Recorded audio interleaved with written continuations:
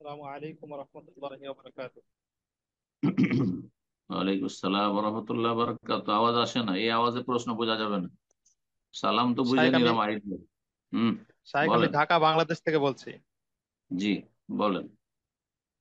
শাইখ একটু সময় দিবেন, আমার প্রশ্নটা একটু বড়। হুম। আমাদের দেশে সাম্প্রতিক সময়ে অনলাইনে কেনা বেচা বেশ জনপ্রিয়তা লাভ করছে। আর এই জনপ্রিয়তার পেছনে অন্যতম কারণ হচ্ছে ক্রেতাদের লটারির মাধ্যমে পুরস্কার প্রদান করা।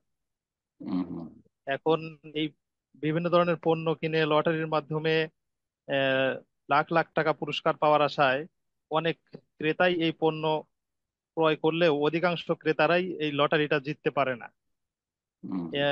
এদের ভিতরে আবার বেশ কিছু অনলাইন ব্যবসায়ী তাদের প্রতিষ্ঠানের নামও আরবি রাখায় সাধারণ মুসলমানদের মাঝে এ ধরনের ব্যবসা সম্পর্কে তেমন কোনো সন্দেহও হয় না। হুম। এমত হুম। অবস্থায় এ ধরনের ব্যবসা প্রকাশ। সম্পর্কে ইসলামী এরা শরীয়তের ঢুকানো, এরা বিধান কি প্রতারক। হবে? জি শাহেখ, বিস্তারিত বলবেন, জি। জাযাকাল্লাহ খাইর। একদল ওলামায়ে কেরাম বলছেন যে যেই ব্যবসায়ী লটারি আছে, একটা গাড়ি ছেড়েছে, আমাদের 100 রিয়ালের, হ্যাঁ, আপনার সামান খরিদ করলে একটা গাড়িতে তো একটা তুমি কুপন পাবে, দুটো কুপন পাবে, এই পাবে সেই পাবে, এটি জুয়া, জায়েজ নয়। এটি একদল ওলামায়ে কেরাম বলছেন, বর্তমান যুগে যেহেতু এটি নতুন সমস্যা এই ক্ষেত্রে।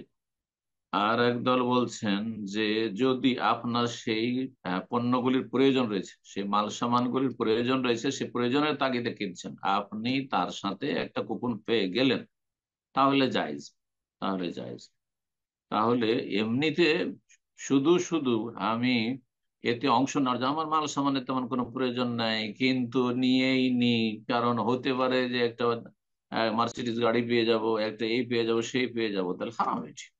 এটি জুয়া, এতে নিঃসন্দেহে, এতে কোনো সন্দেহ নেই। জি। সতর্কতামূলক এইসব থেকে বেঁচে থাকবে, এসব থেকে বেঁচে থাকবে।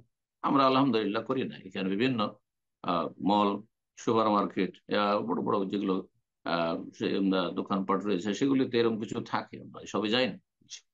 হ্যাঁ, সে মাল সামানের প্রয়োজন আছে, কিনতে গেছে, তারপরে কেউ কুপন দিয়ে দিচ্ছে, হতে পারে জায়েজ, ইখতিলাফি মাসলার ক্ষেত্রে। আল্লাহ তাআলা আলাম। জি।